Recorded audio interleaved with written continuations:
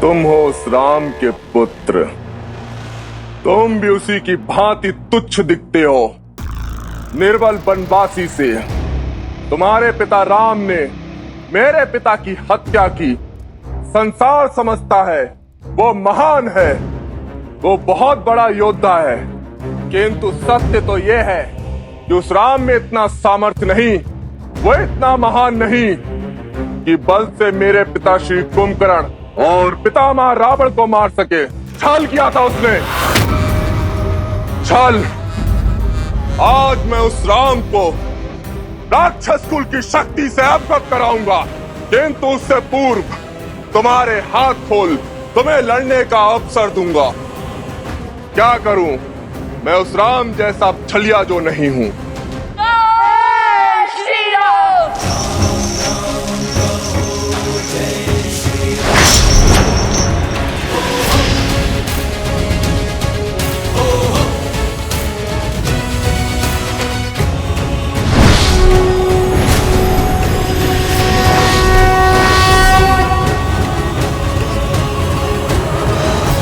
बंदी बना लो इन्हें।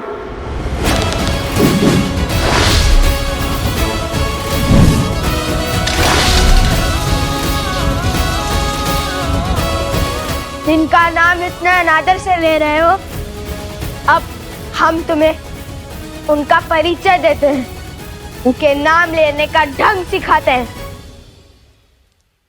रघुकुल शिरोमणि, कौशल नरेश, अयोध्यापति, दशरथ नंदन श्री राम। अहंकार के इसी मद में, शक्ति के इसी मद में तुम्हारे पितामह भी मृत्यु को प्राप्त हुए थे। सुना है वो रावण भी हमारे पिताश्री के नाम के आगे श्री लगाने से कतराता था, क्योंकि श्री से राम संपूर्ण होते हैं, क्योंकि श्री में सीता है और सीता से राम, सिया राम की शक्ति है उसमें। अंत में वो रावण भी श्री राम कह के ही तो मरा था। श्री राम वो ध्वनि नहीं जिससे मन घबराए, ये वो जयघोष है जिससे हर पुरुष, हर स्त्री, हर नर, हर मन को एक करता है। और धर्म की ओर से श्री राम और माता सीता का आयन ही तो श्रीमद् रामायण है, और हम सिया राम के पुत्र हैं। चाहे तो एक ही बाण में तुम्हारी जीवन लीला समाप्त कर सकते हैं, किंतु नहीं, हमारे पिताश्री ने भी तुम्हारे पितामह को, तुम्हारे पिता को एक अंतिम अवसर अवश्य दिया था सुधरने का। तुमने इस धरा को अधर्म के अधीन किया, इसलिए हम श्री राम पुत्र लवकुश तुम्हें सुधरने का एक अंतिम अवसर देते हैं। इस धरा पर धर्म स्थापित करने का एक अंतिम अवसर देते हैं हम तुम्हें। हम तुम्हारे द्वार पर तुम्हारी प्रतीक्षा करेंगे। शुभ अवसर है, चूकना मत। सोचो कि तुम्हें अपने पिता या पितामह की भांति युद्ध कर कुल को सर्वनाश के मार्ग पर ले आना है, या अपने चाचा श्री विभीषण की भांति धर्म के पथ पर चलना है। कौन?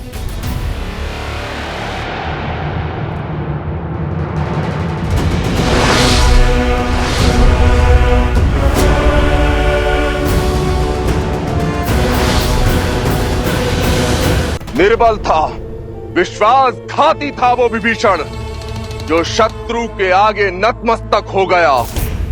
उसके मार्ग पर चला तो जीवन भर अपने पिता के बलिदान की पीड़ा नाग बनकर ढसती रहेगी मुझे।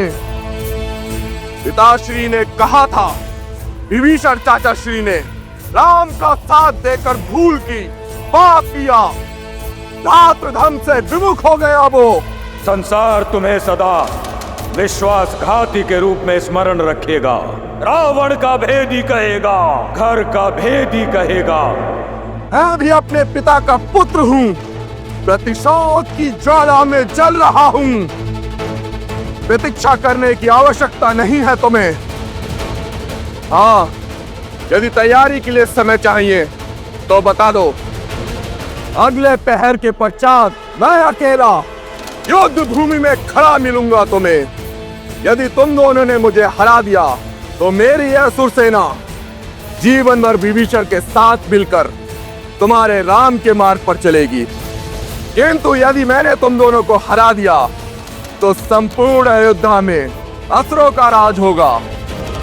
बोलो, लगाओ अपने धन के लिए अपने पिता का सिंहासन दांव पर। यदि है सामर्थ्य, अपने बल, अपने रथ, अपने कुल पर विश्वास, तो उतरो युद्ध भूमि में, लाओ मुझसे। देखो, मैंने भी अपना राज्य दांव पर लगाया है, फिर तुम्हें किसने रोका है?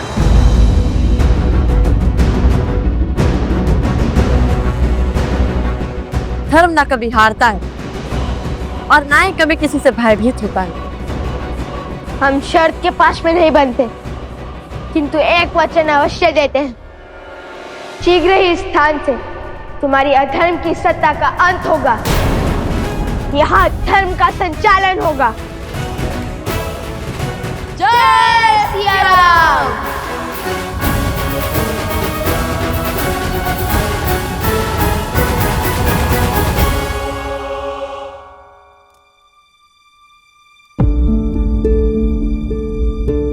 क्या हुआ प्रभु? कहीं इस सेवक की बातों से आप आहत तो नहीं हो गए? ऐसी कोई बात नहीं है हनुमान। दिन चाहे जैसे हो, उसे ढलना होता है। उदय होना, संसार को प्रकाश देना और फिर अस्त हो जाना, यही सूर्य की नियति है। नियति ने जो कुछ भी रचा है उसका पात्र बन जाना ही जीवन है। हाँ, अपनी नियति तक पहुंचने का मार्ग कदाचित भिन्न हो सकता है, किंतु उसे बदला नहीं जा सकता हनुमान, फिर चाहे वो हमारे लिए कितना ही दुखदाई क्यों ना हो। प्रभु, आपसे बड़ा ज्ञानी कौन है? मैं तो ठहरा मोटी बुद्धि का वानर।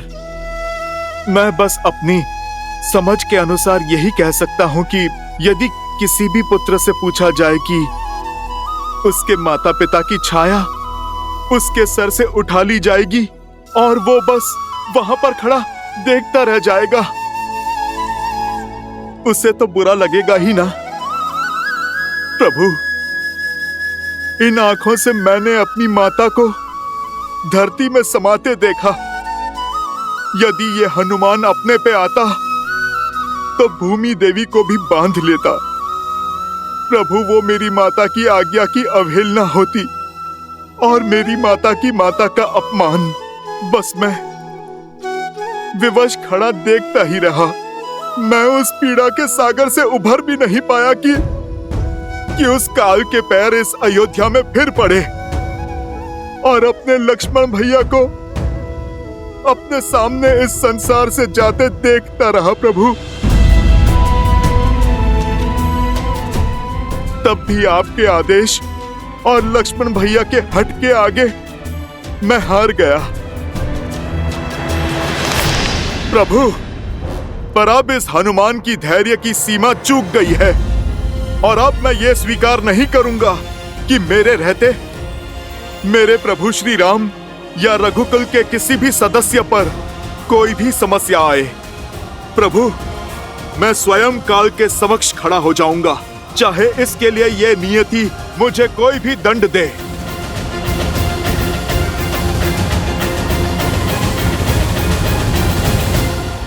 और प्रभु, आपको सौगंध है अपने इस दास की, इस बार आप मुझे नहीं रोकेंगे और ना ही किसी भी बंधन में डालेंगे।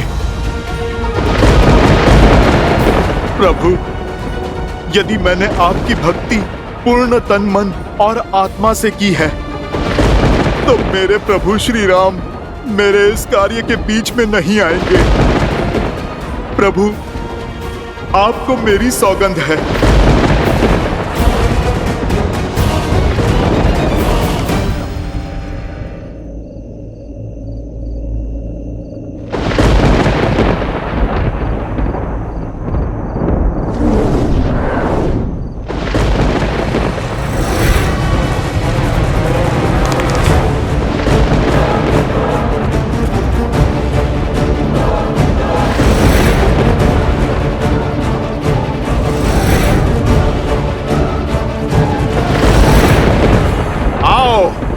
मैं तुम्हारी ही प्रतीक्षा में हूं।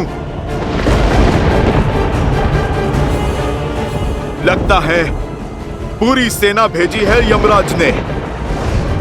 तुम नहीं जानते, इस हनुमान के पास ऐसा अस्त्र है जो इस पूरे संसार पे भारी है। वो है मेरे प्रभु की भक्ति। सावधान! आभास था मुझे कि अयोध्या में कुछ ठीक नहीं घट रहा है, इसलिए मैं सज्ज हूं स्वागत के लिए। मैं तुम्हें चेतावनी देता हूं, वहीं पर रुक जाओ। अयोध्या पे आया संकट कहीं ना कहीं मेरे प्रभु पर है, और यदि मेरे प्रभु पर कोई भी संकट आता है तो फिर तुम सब मेरे शत्रु हो।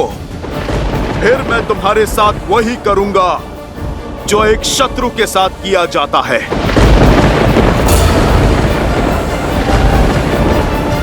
जय श्री राम।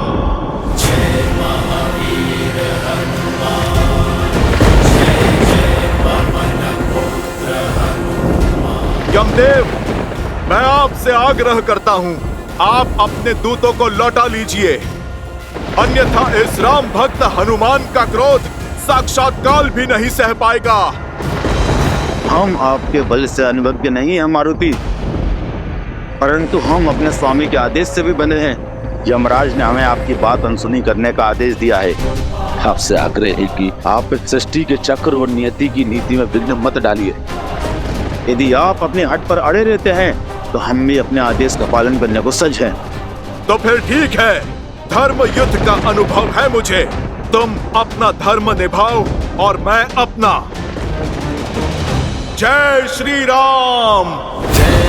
कुमार बलवंता शंकर सुवन वीर हनुमंता मदन कराल काल भुजगालक राम सहाय सदा प्रतिपालक भूत प्रेत पिशाच निशाचर अग्नि पाताल काल मारी मर्दिन मारो कोई सकल राम की रामनाथ। अयोध्या पर संकट लाओगे, मेरे प्रभु श्री राम को विचलित करोगे इस हनुमान के रहते। देखिए जगत पिता, देखिए क्या हो रहा है। क्षमा करें किंतु ये सब कुछ आप ही के कारण हो रहा है। आप किसी को भी कोई भी वरदान दे देते हैं। देखिए, एक वानर को शक्तिशाली बनाने का परिणाम यमदूत को अपना काल दिखा रहा है और चला है नियति के चक्र के मध्य एक बाधा बनकर। आपको ज्ञात होगा, आप ही ने दिया था ना वरदान अजय, अमर और चिरंजीवी होने का।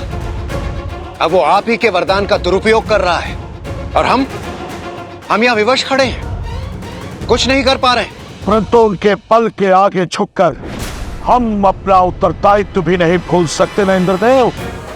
सृष्टि का नियम ना टूटे, इसलिए मुझे स्वयं हनुमान के समक्ष जाना होगा।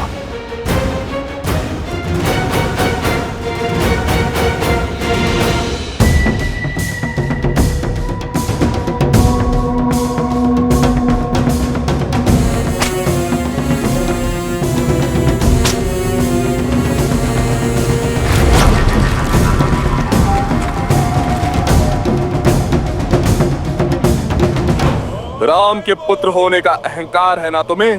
जानते हो मैं किसका पुत्र हूं? महान कुंभकर्ण का। मुझे हरा सकने वाला अभी जन्मा नहीं।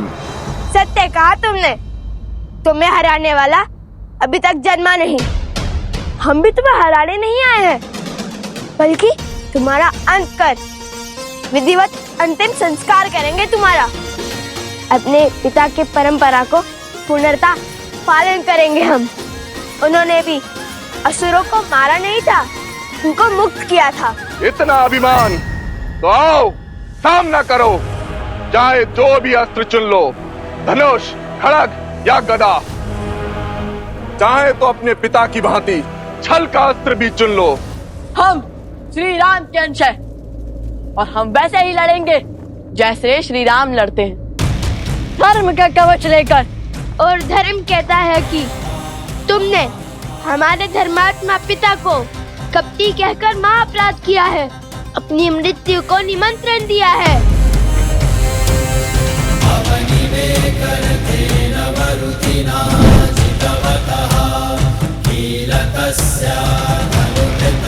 तुम्हें लगता है कि हमारे पिता छल और कपट से जीते थे? तो ठीक है, हम सिद्ध करेंगे कि श्री राम के रक्त में कपट नहीं। आज युद्ध बराबरी का होगा और हम भी वही अस्त्र उठाएंगे जिसमें तुम्हें महारत प्राप्त होगी। आज हम तुम्हारे नियमों से लड़ेंगे और उसी से तुम्हारा अंत करेंगे।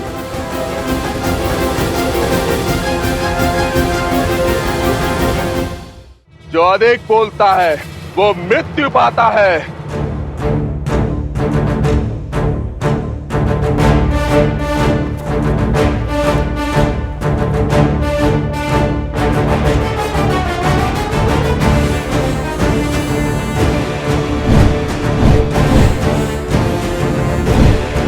कुश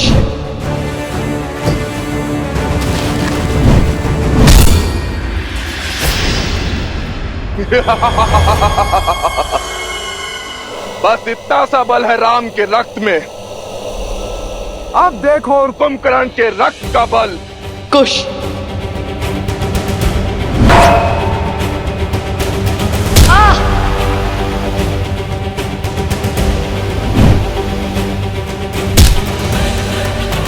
कुश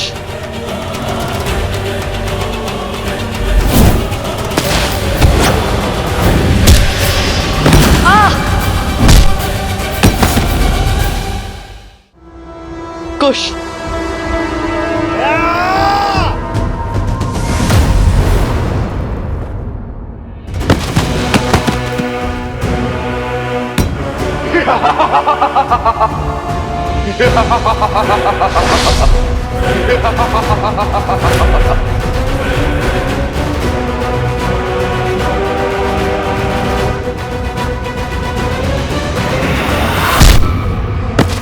कुश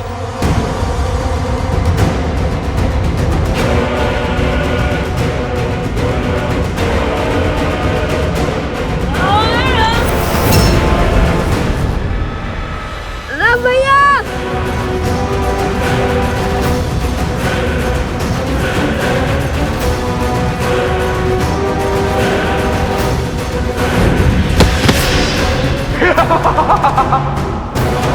Ha ha ha ha ha ha!